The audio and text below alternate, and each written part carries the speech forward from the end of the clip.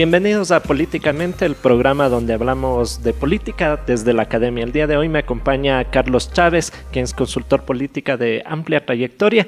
Y hoy vamos a topar un tema quizá espinoso, pero que lo hemos visto la luz desde el derecho, desde la comunicación y evidentemente desde la política, el lobby.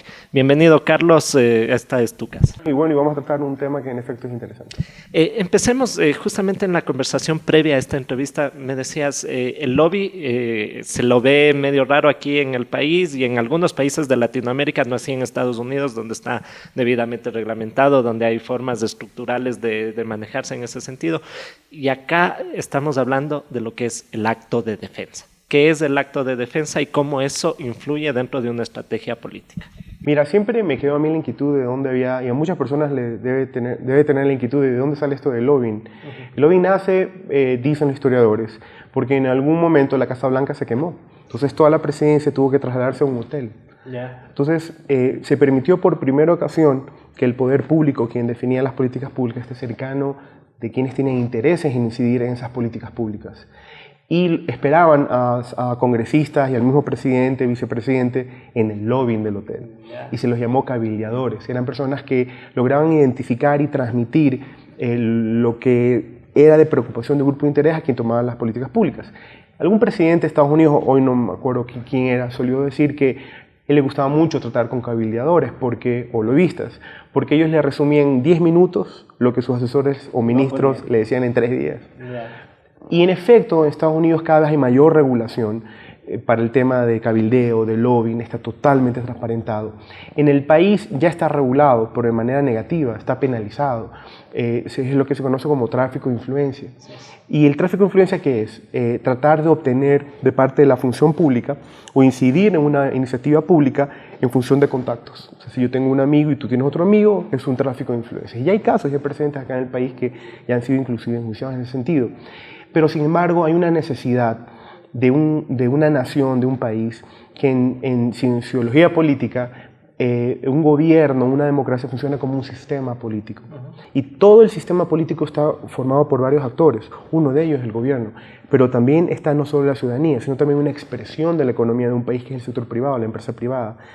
El tema es cómo esta empresa privada puede también participar, y eso está en la Constitución, cómo puede participar en las decisiones, en la toma de decisiones de políticas públicas. Sobre todo cuando estás en escenarios de altísima incertidumbre política. Entonces ahí nace actos de defensa. Actos de defensa son realmente dos cosas.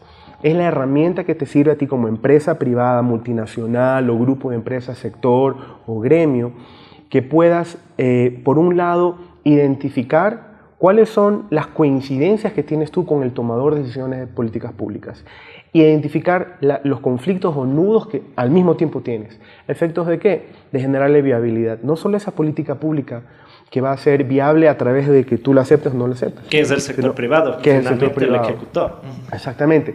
Pero adicionalmente es una herramienta de comunicación estratégica. Y ahí creo que hacemos la puntualización y diferenciación. O sea, los lobistas, como tú dices, en Estados Unidos está totalmente transparentado. Algunos que incluso quieren hablar con ellos para que les den más clara la idea.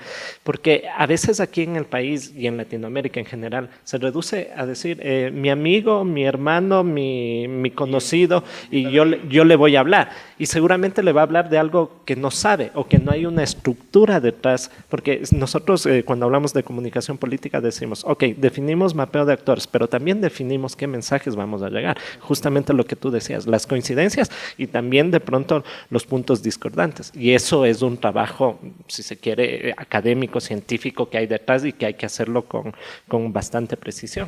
Yo era abogado y era un abogado de estrategia y de sector público. Y me di cuenta que el hecho superaba el derecho. Y cuando me encontraba en situaciones de crisis o de no viabilidad de mis clientes, cuando mi herramienta era solo la ley, no podía solucionarla. Y luego pues tuve acceso a consultores políticos. Uno de ellos fue mi mentor, que es Luis Raúl Matos, y Luis Raúl me decía, Carlos, tenemos que desarrollar alguna herramienta que permita a la empresa privada poder, sin caer en actos de corrupción, tráfico de influencias, ni quemarse en el proceso, ni ser mal vista, y ser viable en el tiempo, poder interactuar con el gobierno. Y así nace Actos de Defensa, viene de la teoría de juegos de Nash, Para quienes se recuerdan, Nash es el de la película The Beautiful Mind, de Mente Brillante. Nash crea una metodología a través de una fórmula, unos algoritmos que tú puedes predecir el futuro. El problema de la teoría de Nash, que fue utilizada para el ejército, primero para la guerra y luego para la economía, es que tú puedes crear escenarios, pero no tienes la metodología para, bueno, este es el escenario, ¿cómo lo corrijo ahora? Entonces, de la teoría de Nash se toma una teoría que se llama Los actos del habla, de John Austin, que es un filósofo británico espectacular. De hecho, lo recomiendo en esta plataforma académica. Tiene un libro precioso que se llama Actos del habla. Y él dice que en una conversación con actores, y en general en las conversaciones, las personas te anticipan las acciones. Esa es la fuerza de la palabra. ¿Verbal o no verbal? Verbal, no verbal, gesticular, actitudinal, en reuniones, en gestos, en todo, absolutamente todo. Entonces, esta metodología nace, o un acto de defensa se construye primero creando un mapa conversacional. Y ahí viene el tercer ingrediente, que es el que crea la magia de actos de defensa, que es la teoría de dilemas. ¿Has escuchado alguna vez de la teoría de dilemas? La teoría de dilemas es desarrollada por Luis Raúl Matos. Nace de la teoría de juegos de Nash, y él dice que los seres humanos en general en nuestras vidas generamos 5 dilemas al momento de interactuar. Tenemos un dilema de confrontación, en la que tú y yo no nos ponemos de acuerdo, tú no cedes y yo no cedo. Tenemos un dilema de amenaza, en la que yo te ejerzo el poder, la fuerza, y el gobierno siempre vive el dilema de amenaza porque tiene el poder. De ahí viene el dilema de chantaje, que es una amenaza no creíble, es el bluff. De ahí viene el dilema de cooperación y negociación. Entonces, todos estos dilemas, a través de un mapeo de actores y del mapa conversacional, creas una matriz. Entonces, tú puedes identificar claramente con quién tienes viabilidad. Y en ese sentido, entiendo yo, influye bastante escuchar. Es decir, o sea, tú eres un consultor, eres una especie, a la final, hasta de psicólogo. A ver, ¿qué pasa? ¿Cuáles son tus problemas?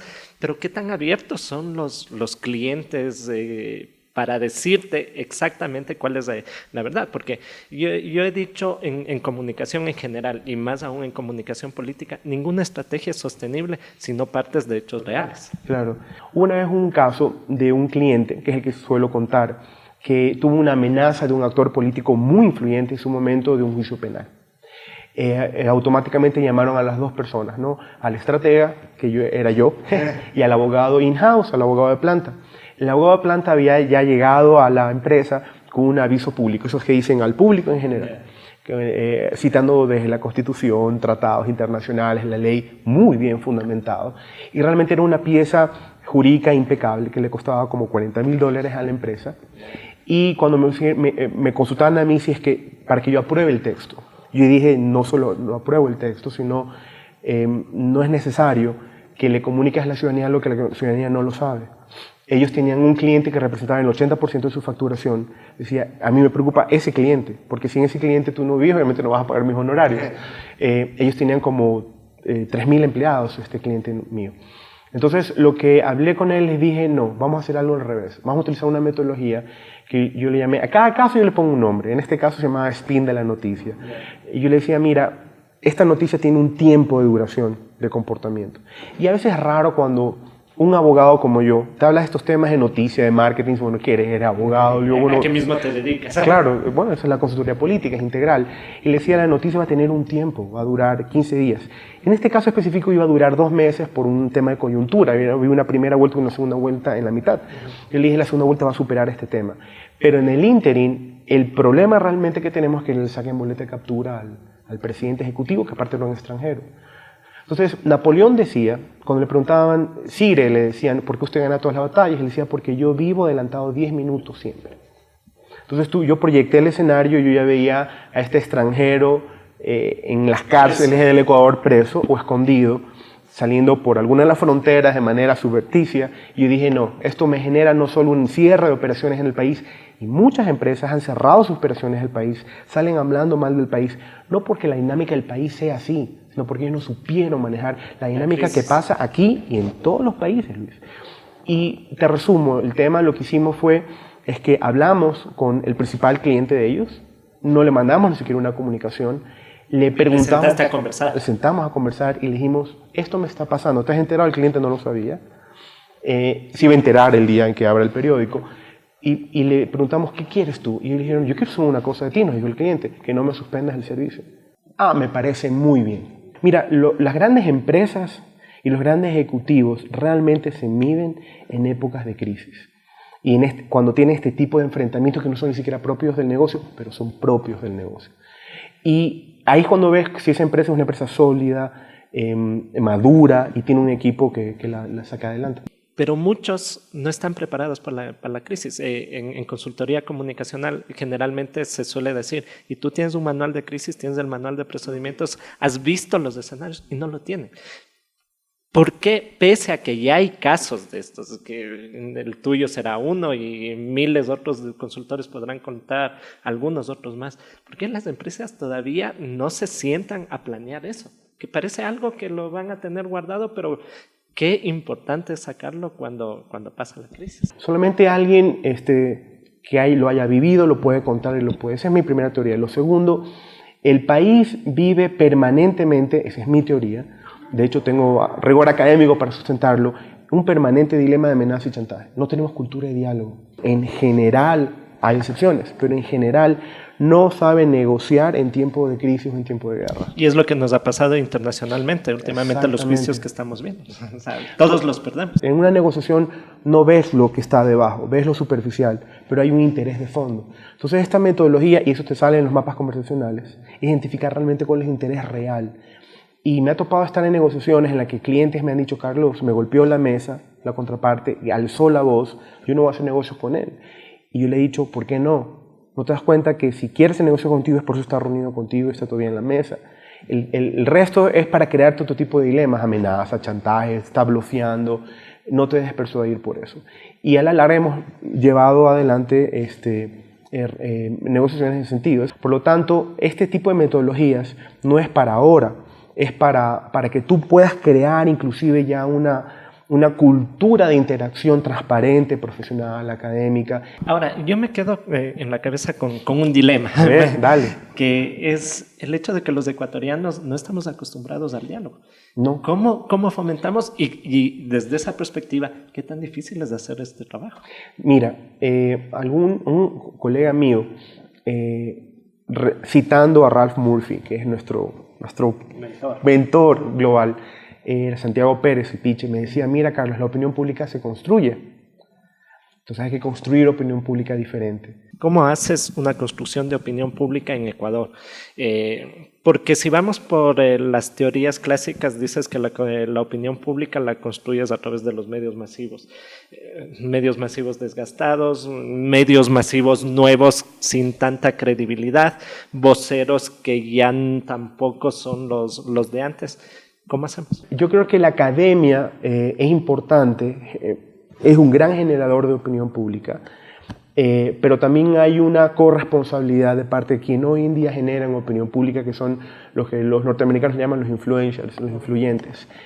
Hoy en día tenemos ciudadanos que al mismo tiempo de ser ciudadanos en su dimensión política también son consumidores, son clientes. Entienden que hoy en día los ciudadanos están mucho más informados. Consumidores con derechos. Con derechos, además están informados, están más preparados y están empoderados. Y en ese sentido tienes que tener herramientas que te permitan ir acorde a la dinámica y la velocidad de los tiempos. Muchísimas gracias, Carlos. Hasta la próxima y esta es tu casa. Bienvenido. Muchísimas gracias y a las órdenes.